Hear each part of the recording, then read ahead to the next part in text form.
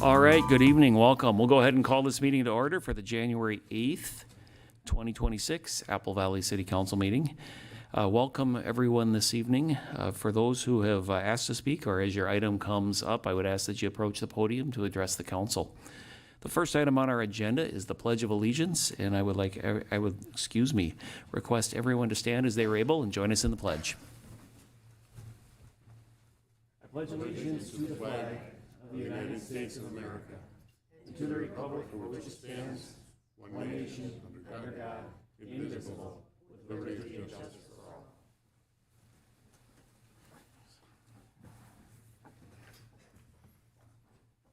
All right, thank you, everyone. The first item on our agenda, or the second item, is the agenda approval. And Tom, do we have any changes this evening? Evening, Mr. Mayor, members of the council. We have no changes to tonight's agenda. Great, thank you. Do we have a motion to approve the agenda?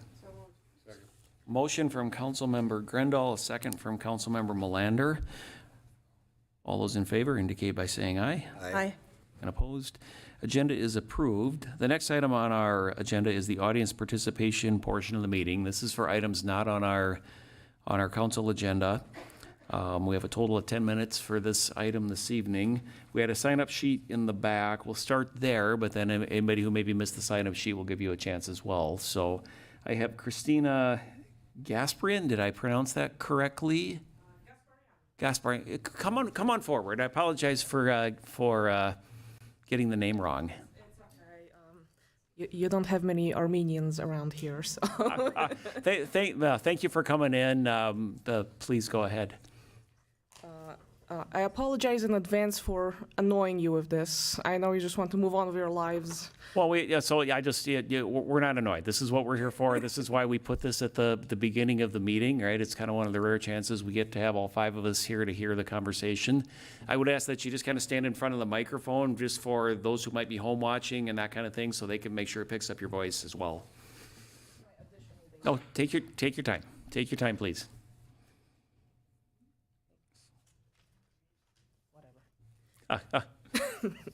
Inanimate objects are mean today. All right, so good evening. My name is Christina Gasparian. I've lived in Apple Valley for about 3 years now. And I'm sorry, but I really have to urge you to oppose 2024 comprehensive plan that includes building a data center for AI purposes. Everything else is fine. This is just this one big elephant in the room. In short, building such a center is only a negative for a community with essentially no upsides. I know you've been promised a lot, but that's like a good car salesman promising a lot. And I'm here to clarify that. It will not create many jobs, especially given the amount of area and electricity and water usage that will have to go into it. It will occupy space that could be used by businesses that directly provide useful constructive services. Because this AI data center is, well, it doesn't say explicitly on the page that it's AI, but I've looked at it for a week every day, and it's clearly for data scraping and AI products, which are here to exploit pretty much everyone in this room, including you. It's a new technology. This has not been an issue before. In previous eras, data centers were perfectly fine. Those were completely different types. And very useful, good use, no problem. But these are new, heavy-duty AI data centers, new technology that is progressing way too fast without regulations. It will put a massive strain on our water and electrical infrastructure while also possibly causing utility bills to increase for all residents because they can legally raise the rates based on the grid. And to my knowledge, we are all here on the same grid. And that is a problem, big problem, especially in summer.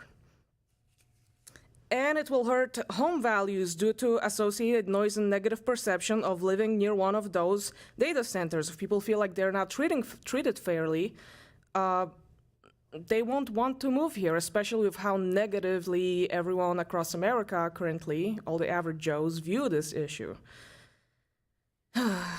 We would also be complicit in the rapid rise of AI, which is actively putting people out of work and robbing them of their livelihoods in the interests of large corporations. In case of Opidon and their clients, marketers, translators, bookkeepers, data entry jobs are all just being wiped out, not even reduced, just replaced entirely. And there's a very long list of jobs that are otherwise affected by this technology, that people are being let go left and right, and there are no alternatives provided. It's progressing way too fast. I ask that the community be given time to pass a memorandum that will ban constructions of data center for at least a few years, so we can pass appropriate and effective legislation that will mitigate these problems. Once the memorandum passes, you can pass the comprehensive plan, you can start building other things, and we will have some time to fight on a town level, state level, any level, for proper regulations. So it's everyone's winning. There are solutions here. This includes mandates for how these data centers are built, as well as how they consume utilities, and ensuring that local residents will not be hurt by their construction. We can, for example, demand that they can only be built in industrial zones, the tech campuses, tech big data centers, that only industrial zones allow them, for example, which will work way better for everyone. I implore you to prioritize what is best for Apple Valley, for our families, for our children, and their future. Thank you. Thank you. So I do, Christina, for the rest of you, and I should have introduced them all here before, but I do want you to know we had a work session before, and at there we had Representative Hewitt Bierman and Senator Aaron McQuaid here, who are kind of in I'll say the middle row.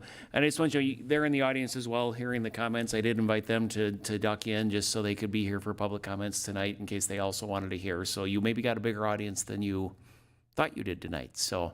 I've heard some rumors. So thank you. Thank you. We really need more wisdom and less greed right now.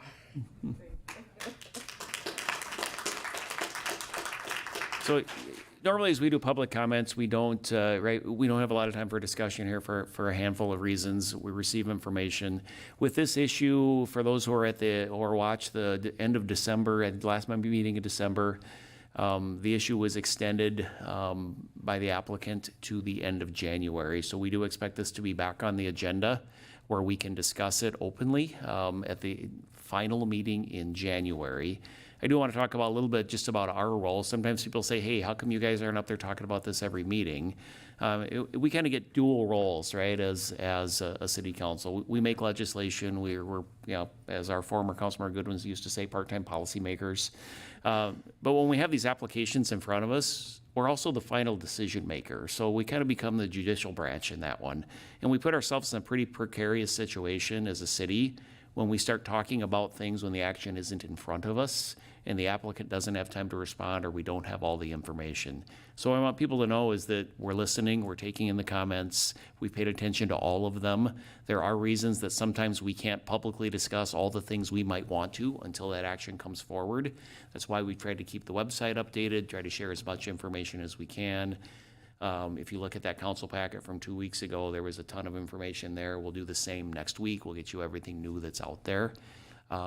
Please keep the comments in. We appreciate getting them. They're incredibly helpful. The most frustrating thing for me in this role is when we have a big decision in front of us and we don't hear from anybody despite the efforts to do so. And so that makes it kind of hard to legislate and do our job. So thank you for the comments.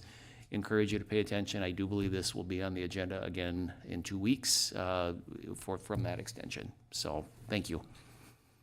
Are there any other topics this evening for our public comment section? If you'd like to say something, please come forward. Please come forward to the microphone. Pardon me. Introduce yourselves, name and address for the record.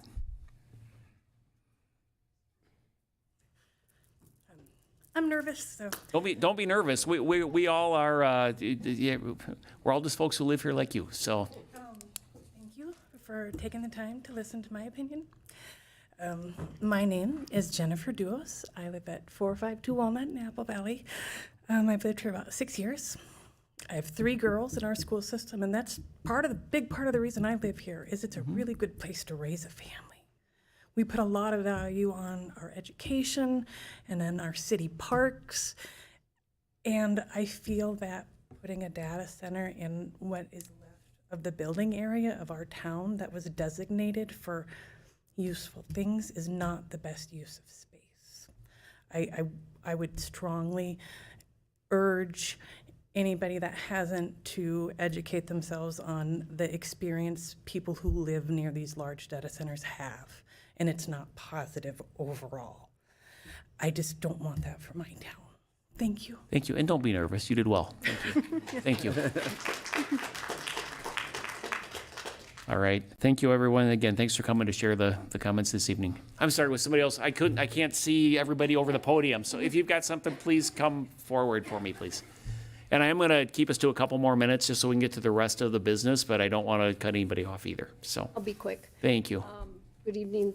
Thank you for allowing us to comment. My name is Nancy Speaker, and I'm a 30-year-plus resident of Apple Valley. I'm here to speak what the previous two speakers talked about against the data center. We understand the need for a broader tax base, and we welcome smart development, but locating this massive industrial facility in a residential area is not the right fit for Apple Valley. Some of my primary concerns are, first, lack of transparency.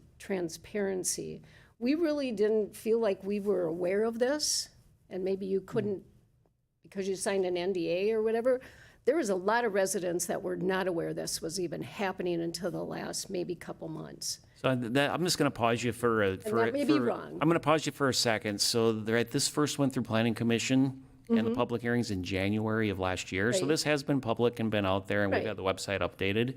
If you and I wanna catch up offline about ways we can get information out there better, I'd love to have that conversation, right? Not all that long ago, we all got our information when the newspaper showed up, right? Right. And people don't get that kind of resource anymore, and so now we have 18 million ways that people get their information. So I would love to have that conversation, but I do just want to correct the record that the information has been out there, and we have followed all of that process along the way. I understand. Yep. I guess some of my concerns are the same, the noise pollution, the strain on utilities, and it's just, we know we're gonna see higher costs on our utilities. We just know it. We already have restrictions, watering restrictions. Glad I'm not the only one who can't get sentences out tonight, so thank you. Due to the longer drought periods, so this is gonna be an additional drain on us. So, and also, are we looking down the road to make sure the community is protective with the demise or the crash of these centers? I mean, or they're gonna come up with different ways to cool it, and we're gonna end up with this massive, building here. And meanwhile, we could have had more banks or hospitals. But I've always been proud to be a member of Apple Valley's city, and I've always been proud of the way it's run. This just seems like it's been pushed through quick, and I don't know. So on the comment about push through quick, I would just encourage you, and since they put it in the paper, I will say this, to go look at the Sun This Week paper from a couple weeks ago and look at the letter that the landowners submitted about how poorly they feel they have been treated in this process. I wouldn't say that, but they are the ones who chose to print the Right, article. and it's their land, they can do it. It is, but from the rush through, I would say the landowner does not feel this has been rushed through, and we've been at this for well over a year, which would tell me, right, if we wanted this done quickly, we could have rushed it through. Okay. So, All yep. right. Thank you, though, thank you.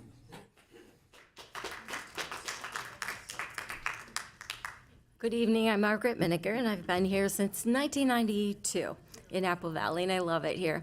I just want to encourage you all, because there are lots of things that need to be addressed, I think, still, and I understand that you have not rushed this through, and I'm hoping that you'll still put a little bit of a pause on the rezoning, because as much as I don't want it there, and I really don't, I do understand that everyone has their thing, that the next flashy thing you want, like bags, for example. That one gets old. Do you want another one?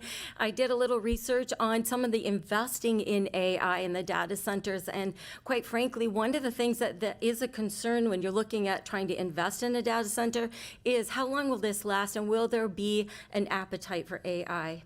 But I think that people do have a desire to have the next best thing.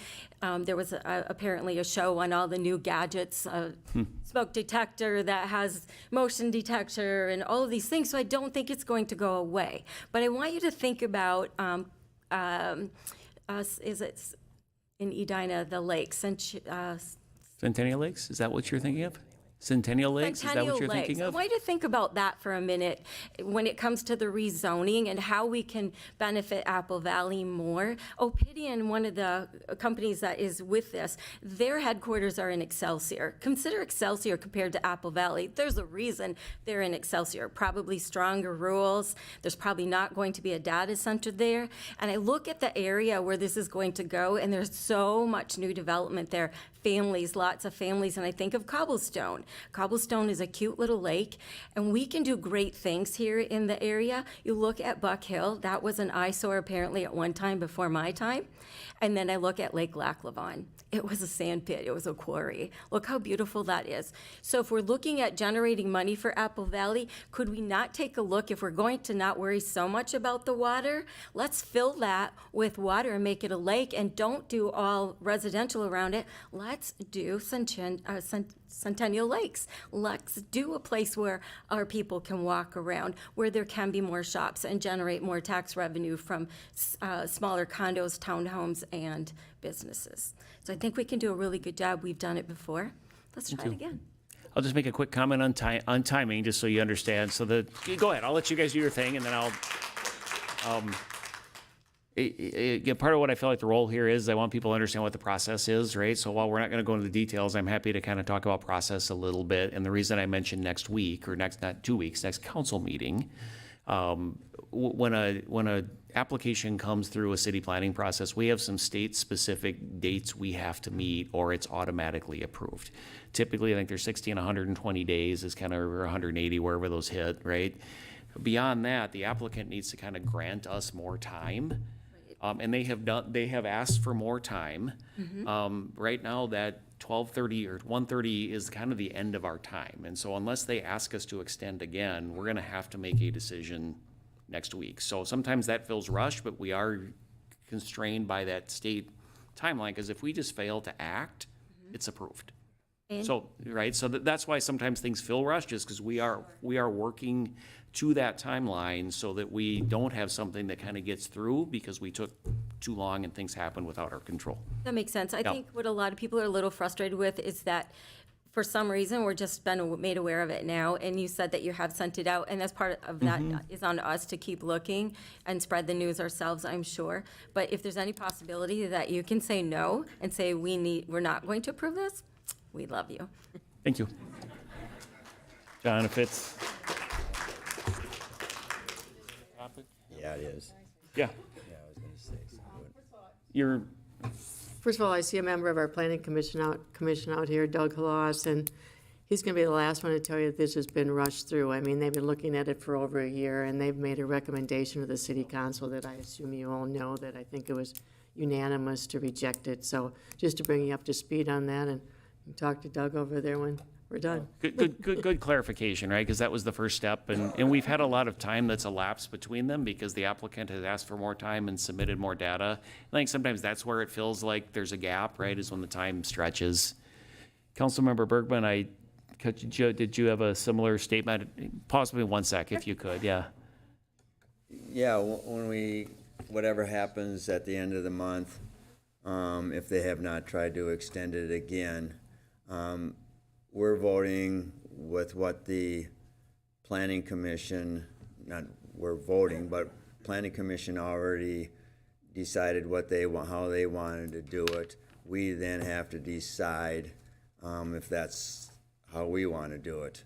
And so that's one stage of another stage after that. So right now, all we're looking at is, we're not really looking at what everybody looks at called the data center. They've asked to rename or on the comp plan, they want to change the comp plan in that area. And so that's our first thing that we would decide on. The data center is down the road. Oh. We're worrying about that piece of land. And Mayor, if you want to say something. No, I think we'll delve into that in 2 weeks, right? And just kind of level set on what the actions are at that time too. So, thank you for your patience. Please go ahead. Hi, my name is Patrice Seifert. I live at 6735 158th Street West, and I have been an Apple Valley resident since 1991. My kids grew up in Apple Valley schools. I'm a retired educator, but before that, I worked in marketing, and I want you to pretend like we are about 3 or 4 years out right now from where we are right now. And I want you to think about what we would put into a brochure advertising Apple Valley to try to get more residents, to try to get more investments. We would talk about things like our world-class schools. We would talk about our fabulous retail area downtown, which is so much better than any of the surrounding cities. We would talk about, well, our parks will all be finished then. So we'll talk about our world-class parks, which are probably going to be the best in the state of Minnesota. We're going to talk about the fabulous restaurants we have. We're going to talk about how quickly our streets get plowed and what a wonderful city management we have. But I can tell you what's not going to be in that brochure. You're not going to be bragging about a data center. That's not something that attracts people to a city. And from friends and family on the East Coast, I can tell you it repels people from communities, including my own family out there. So please think about that brochure and what you want to brag about for the city of Apple Valley, and that should guide your decision. Thank you. Thank you. All right. We're gonna, I let this continue longer than normal, 10 minutes, because I want people to have time, so, but thank you for the comments. Yeah, my closing statement on this is just one of what I've appreciated through this and through 15 years of being up here, right, is when we have issues like this, these are the comments we get, right? We get this level of respect, well thought out, right? And we're not seeing that in other levels of politics in other places, and so I greatly appreciate the time and the decorum people have put into their comments, whether they've sent them an email, whether they've called me with them, they've called staff, they've come and presented them. You all should be proud of the way you're conducting yourselves as citizens and representing Apple Valley, and just thank you for that, because that makes our job a whole lot easier to do, and so thank you all for that. So with that, I'm going to move on to our consent agenda. And Senator and Representative, thank you guys for your time and extended time this evening. Those who don't wish to stay for the rest of the meeting, please don't feel obligated to sit here and miss your dinners and your family time. We will not be offended. You're, of course, welcome to stay as well.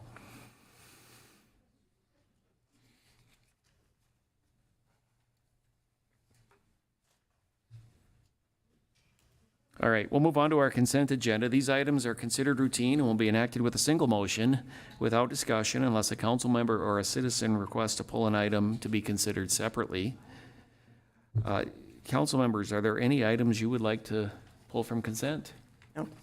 Seeing none, do we have sorry, I skipped the whole audience here. Citizens, are there any items you would like to pull from consent?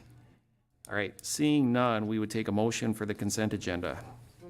Second. Motion from Councilmember Grendall, second from Councilmember Bergman. All those in favor indicate by saying aye. Aye. And opposed? All right, consent items all passed this evening. We will move on to our regular agenda. Our first item is 5A, which is to adopt a resolution approving an amendment to the 2040 Comprehensive Plan use map to designate Lot 1, Block 1, Fraser Edition from high-density residential to commercial. And Sydney's going to take this one. Thank you, Mayor and Council. So for tonight, I'll be presenting to you a proposed comprehensive plan amendment for 2 properties within the Fraser First Edition subdivision. Specifically, you're asked to consider an amendment to the land use map to designate 2.19 acres of property from high-density residential to commercial and 1.2 1 acres of property from suburban intensive high-density residential to commercial as well.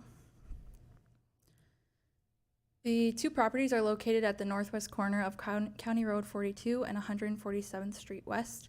Lot 1 to the north is the current site of the Fraser Independent Living Facility, and Lot 2 to the south is a city-owned vacant parcel, which, as you are aware, is currently under purchase agreement with Northland Real Estate Group. For the land use designations, Lot 1 is currently guided for high-density residential, and then Lot 2 to the south is suburban intensive high-density residential. And again, we're proposing to amend both properties to commercial. The reason for this amendment is primarily a housekeeping item. Both properties are zoned for limited business.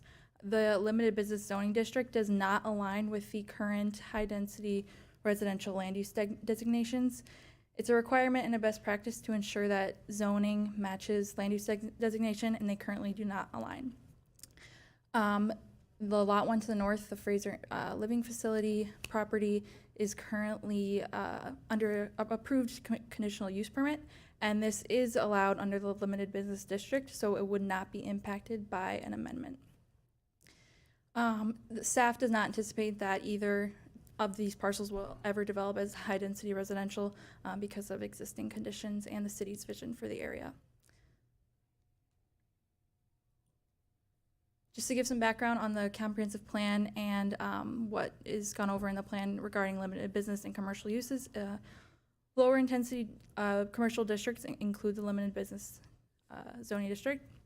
The LB designation is reserved for general office uses that exclude retail, and operations generally occur during the week. LB uses are located adjacent to retail core of the downtown and may act as a transition to residential neighborhoods. And then lastly, traffic attracted by the site shall be generally limited to the morning and evening peak hours, and then generally low levels of off-peak activity. We did have the engineering department reach out to consultants just to review the traffic and utilities. So from the existing land use designation of residential, there is an increase in traffic modeling to office, but that was anticipated with the zoning already. And then as for utilities actually decrease from residential to office. Both were reviewed by engineering and there are no concerns. The Planning Commission, there was a public hearing held at the November 19th Planning Commission meeting. There were public comments and questions. Most of those comments were regarding around development activity and what commercial development brings, so traffic, noise, construction. And what we reiterated at the public hearing as well as what I want to reiterate tonight is that all of those impacts would be addressed and reviewed with whenever a development application comes forward. So again, at this time, this is just a housekeeping item. We are not reviewing any development actions at this time. The Planning Commission unanimously recommended approval at the December 17th meeting. So with that tonight, staff is recommending that the council adopt a resolution to approve the amendment for both properties from those high-density land use designations to commercial, and then as well as authorizing submission of this amendment to the Met Council. And with that, I can stand for any questions. That was a lot for a fairly simple change, but as always, nice job. Council members, are there any questions for Sydney? All right, do we have a motion to adopt the resolution? Second. We have a motion from Councilmember Melander, a second from Councilmember Bergman to adopt a resolution approving an amendment to the 2040 Comprehensive Plan land use map to designate Lot 1, Block 1, Fraser First Edition from HD to C, and Lot 2, Block 1, Fraser First Edition from SIHD to C, and authorizing submission of the same to the Metropolitan Council for official consideration. All in favor, indicate by saying aye. Aye. And opposed? Thank you. Thank you, Sydney. Our next item is 5B, which is to adopt a resolution appointing an acting mayor for 2026. Christina. Mayor and council, the state statutes require that the council appoint an acting mayor in the event that the mayor is out of the city for a period of more than 24 hours. And so annually we have you act on this item. So council's Thank you. choice as far as who they would like to appoint. Thank you. Councilmember Grendall served this role fearlessly last year. Put in so much time. Yeah. It was a pretty easy job. I think she had some interest in continuing on. I don't know if anyone else has as well. If not, do we have a motion to appoint Councilmember Grendall as acting mayor for 2026? So moved. Motion from Councilmember Hebert, second from Councilmember Melander. All those in favor indicate by saying aye. Aye. And opposed? I just didn't know it was every 24 hour, I mean, for 24 hours if you're gone. Oh, I don't, yeah, well, there you go. Only if something comes up, right? That's the, anyway. Thanks for being willing to do that. We've had a kind of long history of, right, making sure we're covered even when some of us are gone and, right, attending to other things, so that's helpful. That takes us to the end of our regular agenda. We'll move on to staff and council communications. Tom, do we have any staff items this evening? Just wanted to certainly let the community know again about Midwinter Fest coming up. This is an annual event that the city participates in, puts on over at Johnny Cake Ridge Park West, right behind Eastview High School. This is something that people really enjoy, and we'd like to get more and more people out to this event. It takes place on February the 7th. We'll start at 4 o'clock. We'll go right through the evening, and we'll conclude with fireworks. So please come on out and be part of that. We'll advance this, advertise this item again at our next council meeting, but just wanted to make mention for anybody that might be watching tonight. We do have more information on the event on the city's website as well as on the city's Facebook page. So we just invite the community to come out and be part of Midwinterfest. Great, thanks, Tom. One other thing I'd like to invite Chief Francis up, if I might. We've had some, over the last couple of weeks, right, we've seen some increased ice activity around the metro as well as in Apple Valley. And, you know, Nick, you, Tom, and I have talked quite a bit right over the last few weeks, but and actually done some community meetings and those kind of things. But do you mind just kind of sharing what your officers are dealing with and kind of how your departments, what your roles and responsibilities are kind of throughout this? Sure. So we have seen a noticeable increase in just the activity by federal agencies, which is different from what we usually see. We have also at the same time seen kind of a decrease in the pre-planning that takes place for some of these police operations. So unfortunate to us, there's a lot of these activities going on around the city that we are not familiar with or not aware of, and we're getting called to that.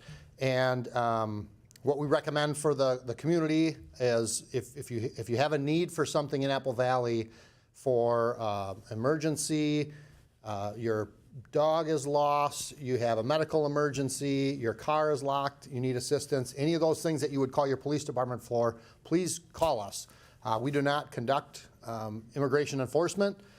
We do not participate in immigration sweeps. We do not discriminate or change our service model based on sex or religion or creed or race. And we've had great luck and great relationships in the community continuing to have people call us. Understandably, folks are kind of on edge and sensitive about some of these federal operations going on, and we are receiving calls on that. Our response is to see what's going on. If we can send someone out, or we can have a phone call made to try to determine, is this an ICE operation? Is this FBI? Is this criminal? Is it not? We're happy to try to do what we can at the local level to find out.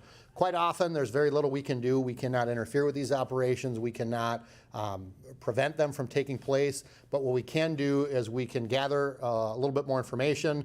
We can communicate with the people who are concerned about the proper channels if they do have complaints. And we've had good success just kind of letting the community know what we do and what we don't do. We have put the information out in a couple different times about toward the end of December. We put it in our department newsletter.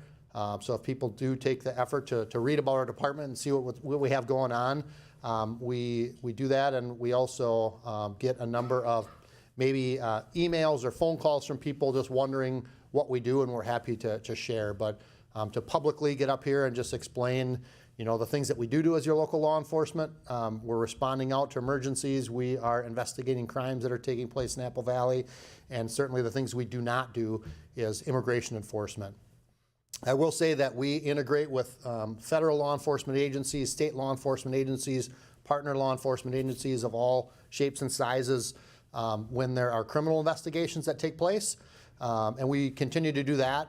But that involves kind of pre-planning and communication ahead of time. We get a chance to look at warrants, review them, and come up with a plan to do things safely. And what we're talking about more specifically is the immigration enforcement that we are not privy to, we are not participating in, but we certainly welcome people to call if you have questions or concerns or you see this activity, and we'll do what we can to at least document and gather facts and try to make sure any of those things taking place are doing so safely. I think you've had a couple instances where maybe after somebody is arrested or whatever, right, cars have been left abandoned, those kind of things, like things we would never do, you would never do as an agency. Right, the non-emergency number is a call to make sure that gets taken care of is also an appropriate, right, response. Yep. I mean, those are creating public safety problems for others then at that point. Yeah, So. an abandoned car on the side of the road may be a hazard for when they're doing towing, plowing operations or fire engines trying to get through. And just the concern of why is this car here? A neighbor might say, hey, that car sat there for 3 days. So we have had success following up and connecting with owners and making sure they know that we have their vehicle. They may know that their loved one was taken into custody. We don't have a ton of information on where their whereabouts are, but we can get them their car back and try to at least minimize the damage that they're dealing with other immigration status. Chief, the only thing I'll add is we've all known sitting here, right, the incredible professionals you have working for you every day.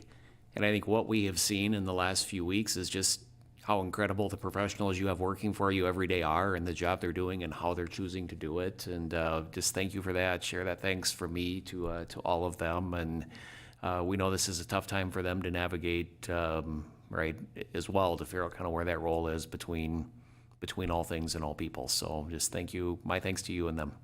Appreciate that. What we try to do and make sure is that during times of crisis and times of kind of unrest, that the police should be the calm ones. We should be taking a deep breath. We should be slowing down. We should be stepping back and just trying to gather more information. And we have amazingly good staff that's able to do that, whether it's an immigration-related issue or a crisis at a home with someone mentally unstable or someone high on drugs.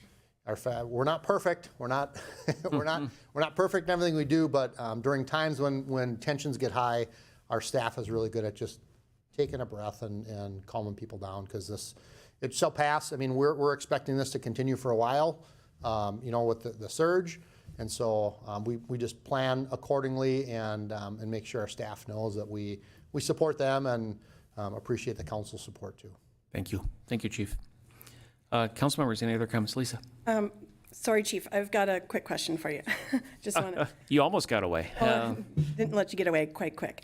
I just want to, could you clarify in your day-to-day activity with all your officers and again, utmost professionalism, and, do you ask for immigration status? Is that something you ask when your regular day-to-day work and protecting our community? No, we do not have the capacity to even check anyone's immigration status. So there isn't a database that we can check. There isn't a reason that we would ever, request that information or have reason to need that to complete our job of responding to the call, to investigating, to doing our law enforcement function in Apple Valley. Great. Thank you. I think that's just really important to remind people that they, again, you guys do amazing work in keeping us safe day in, day out. And all of our first responders, our fire department, police department, and, again, the trust we have in you, the trust you have in our residents, and again, that people should not be afraid to contact you for their whatever they need. So, absolutely. Yep, we're there 24/7. Thank you. Yep. Thanks, Chief. Council members, anything else? So I said it last time I sat up here, I'll say it again, Matt, to you and your team, and the Parks folks as well, who have been out plowing streets in ice and slush and refreezing and then snowing again, and just thank you. The streets, I spent a good chunk of the week between Christmas and New Year's out of town, came back and was pleasantly surprised at the cleanliness of the streets and trails and that kind of thing, especially given the ice we had. So just again, thank you guys for doing that. It's noticed. I hear it from residents all the time. So share that thanks. With that, I'll move on to our calendar of upcoming events. Our next regular city council meeting is Thursday, January 22nd at 7 p.m. A reminder that our city offices will be closed on Monday, January 19th in observance of the Martin Luther King Day. With that, do we have a motion to approve the calendar? Motion from Councilmember Grendall, second from Councilmember Bergman. All those in favor indicate by saying aye. Aye. Opposed? And with that, we'll take a motion to adjourn. So moved. Motion from Councilmember Hebert, second from Councilmember Grendall. All those in favor indicate by saying aye. Aye. All right, thank you. We're adjourned.